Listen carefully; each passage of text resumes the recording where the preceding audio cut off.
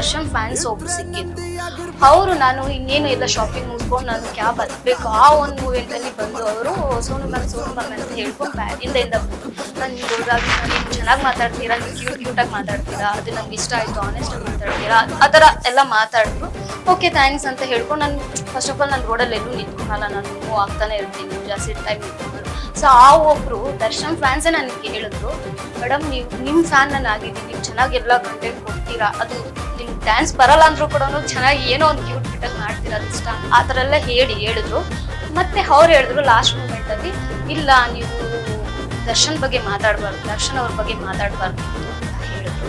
So ನಾನು ಅವ್ರಿಗೆ ಒಂದೇ ಮಾತು ಹೇಳಿದ್ರು, ಈಗ ನಿಮ್ಮ ಮನೇಲಿ ಯಾರಾದರೂ ಹೆಣ್ಮಕ್ಳು ದರ್ಶನ್ ಫ್ಯಾನ್ಸ್ ಇವಾಗ ಯಾರು ಆಗಲಿ ಬೇರೆ ಯಾರಾದರೂ ನಿಮಗೆ ಕೆಟ್ಟ ಕಮೆಂಟ್ ಹಾಕಿದ್ರೆ ನೀವು ರಿಯಾಕ್ಟ್ ಮಾಡ್ತೀರಾ ಮಾಡಲ್ವಾ? ರಿಯಾಕ್ಟ್ ಆಗ್ತೀವಿ, ಬಟ್ ಆ ಥರ ಅಷ್ಟೇ, ರಿಯಾಕ್ಟ್ ಮಾಡ್ತೀವಿ, ಬಟ್ ಏನು ಮಾಡೋಕ್ಕಾಗಲ್ಲ, ಕೆಟ್ಟು ಏಟರ್ಸ್ ಇರ್ತಾರ, ಅವರು ಏನು ಮಾಡೋಕ್ಕಾಗಲ್ಲ. ಬಟ್ ನಾನು ನಿಮ್ ಅಭಿಮಾನಿ ಆಗಿದ್ದೀನಿ ಅಂತ ನನ್ನ ಹತ್ರ ಮಾತಾಡ್ಸ್ಕೊಂಡು ಹೋಗಿದ್ದಾರೆ ಅಷ್ಟೇ. ಅವರು ಡೈರೆಕ್ಟ್ ಆಗಿ ಸಿಕ್ಕಿದಾಗ ಚೆನ್ನಾಗಿ ಮಾತಾಡ್ಸ್ಕೊಂಡು ಸೆಲ್ಫಿ ತಗೊಂಡು ಹೋಗ್ತಾರ, ಆ ತರ ಜನ ಇದಾರೆ ಹೊತ್ತು ಹೇಳೋರು ಯಾವತ್ತೂ ಏನು ಮಾಡಲ್ಲ, ಡೈರೆಕ್ಟ್ ಆಗಿ ಸಿಕ್ಕಿದ್ರು ಏನು ಮಾಡಲ್ಲ.